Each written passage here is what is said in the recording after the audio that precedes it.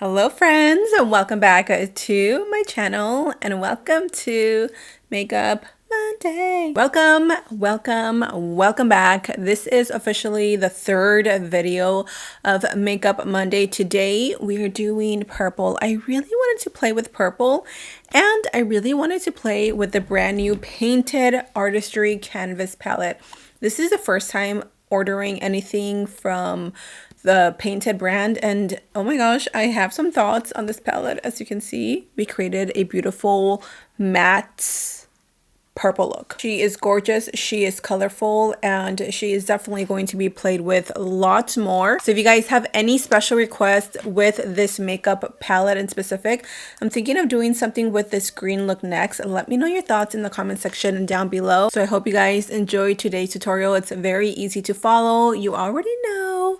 Grab your cafecito and let's jump right into today's Makeup Monday Purple Makeup Edition. Let's get into it.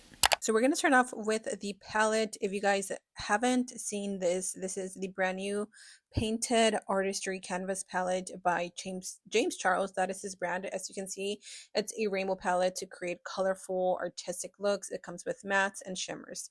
I'm going to start off with a light transitional shade. I'm starting with the shade Winkle, which is almost like, yeah, a periwinkle color. So it's a mix in between blue and purple. I'm using that on a big fluffy brush. The reason why I'm using a big fluffy brush is because I want this to be the softest color out of all the shades. This is the first shade, the transitional shade. This is what's going to bring everything together. So you always want to go with a bigger brush when applying a transitional color. Duh, I've said that a million times. I'm going to go in with a vanilla shade, which it doesn't come in the painted palette. I just used a vanilla shade that I had on hand. It does have a white shade, but I didn't want to use white. Now, the next color we're going in is Jelly. This is a really pretty typical grape purple, like a Barney, well, not a Barney purple, but definitely more of a grape purple. And I don't know. It wasn't my favorite color out of the ones that I used today. It is pigmented, and because they are so pigmented, these are going to stain your lids, so just be aware of that. But I felt that the more that I blended this product into the crease, the more it disappeared. And as you can see here, if you pay attention, it got a little bit patchy. So when I went back and blended those colors, like that purple kind of disappeared. So I had to go back and reapply it. Again, this is in the shade Jelly. It could also be the brush that I'm using, so that's something I will keep in mind next time. But I'm going back in and packing that on and bringing it a little bit higher in my crease to prevent that from looking a little bit patchy.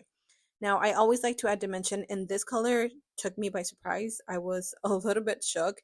This is the shade Royals, which is a deep royal purple. It is gorgeous. This one performed a lot better, but again, I found the same thing, that when I blended the color, it didn't really stay very pigmented, so I had to go back multiple times and reapply the pigment, which it's not that big of a deal for me because I'm a type of person that I like to reapply my colors multiple times to get them to the intensity that I want.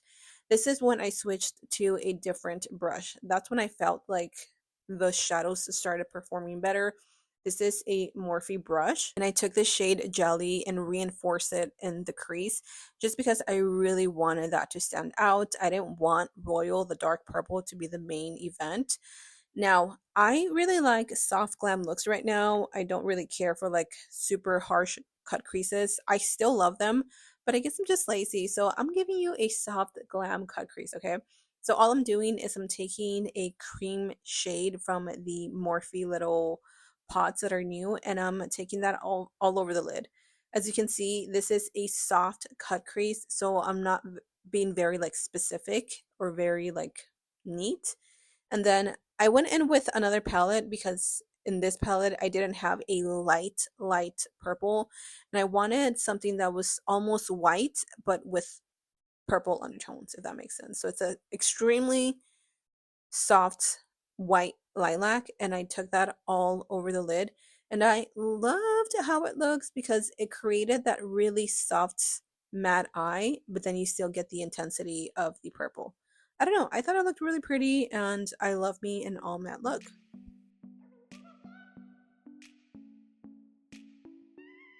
Again, this is where your artistry eye will kick in. I noticed that I needed a little bit more color, so I went back with the shade Jelly and I reapplied it. But as you can see, it doesn't show up very much. So I don't know if it's just the purple or if it's maybe the formula. I don't know. I need to play with this palette a lot more, but I did have to go back and reapply it because I feel like it was just too sheer. So yeah, just wanted to share that with you guys in case you're interested in this palette. And I did want a little bit more intensity in the look, so I went back with Royals and reapplied that. So I mainly use this shadow almost as a guide for a fake eyeliner, and then I blended that in towards the lid to make sure everything was soft and gradient and gave us that beautiful ombre look. I personally love applying eyeliner. I went a long time with no wing eyeliner and I'm back and I love it. So instead of doing a full wing, I just did a half wing, and I took the shade Theodore, which is that black, and I mixed it with Royals to create that like smoky effect, and I loved it. I feel like this really leveled up the look and it really gave it that oomph that it needed, and it blended really nice. I applied some lashes. These are from the TikTok shop. Then I went in with my base. Today I wanted something that was going to be a little more soft on the skin, a little glowy, but not too glowy. So I'm using this foundation from Makeup Revolution and blending it with the Paw sponge. Literally went to the mall the other day just to get these sponges, and they were sold out. Miss Shelby Ann sold these sponges out, but it's okay. I still got my hands on like a few. For bronzer slash contour, I'm using the Juvia's Place cream bronzer in the shade Caramel. They have another one that is more of a sculpted bronzer, like a liquid bronzer, but I prefer this one. I prefer a creamier formula over a stick. Does that make sense? I don't know. But I'm also using the Juvia's Place blush. I don't remember the shade of this, but I will have it listed. This looked beautiful because it does have a little bit of a purple undertone, and it just, I don't know, it complemented the eye so well. Also, if you see me looking down, I just finished season 3 of Jeannie in Georgia, and oh my gosh, I was obsessed with the show. If you guys have seen it, let me know if you know what's going to happen next in season 4. Do we think, you know what, I'm not even going to spoil it. Never mind, because if you see it and you're not caught up, I'm going to spoil it for you. So let me know your thoughts on that show if you watch it. If not, what is your favorite show? Because now I need a new one. Low-key obsessed with the combination of the L'Oreal concealer and the Neutrogena concealer. Ugh, so good. The L'Oreal will give you the coverage the Neutrogena concealer doesn't. The Neutrogena concealer will give you the dewiness, the creaminess. They're just perfection. And then we're setting with the Infallible setting powder. I kind of said I didn't really like it at the beginning. I don't know. It's it's warming up to me, okay? I really do like it now, and I'm using it a lot. I think my skin was just extremely dry the days that I tried it, and it really made me look so like crepey, but I'm living for it now.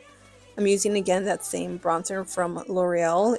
If you haven't seen my Shelby Ann video, I will have it linked up here.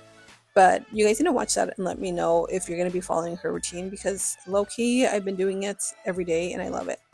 For my blush, this MCO Beauty blush is so pigmented. Like, hello? This is only what, like $12 compared to Dior. And it's the most beautiful cool tone pink. Even though I don't love these colors on me, but I had to do it for the look because it just went so well with the look. What do you guys think? I use this Smashbox X Becca Cosmetics, I think. I don't know. I recently got it in PR. Super random. Love it though. I'm not complaining. And I've been using it because it really is that girl. She's bright and beautiful and pigmented.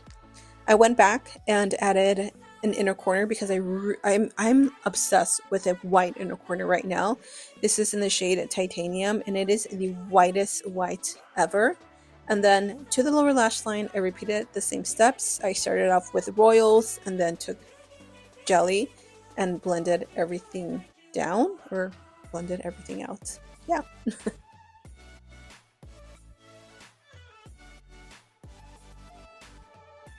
I wasn't sure what lip combo I wanted to do, but I wanted something super nude with a hint of pink. Honestly, if I could go back, I would choose something else, but I just went with what I had and I didn't really try to change it.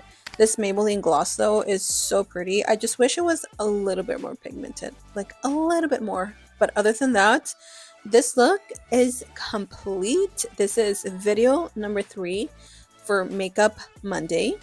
I'm really enjoying these videos. I love bringing colorful looks back onto YouTube.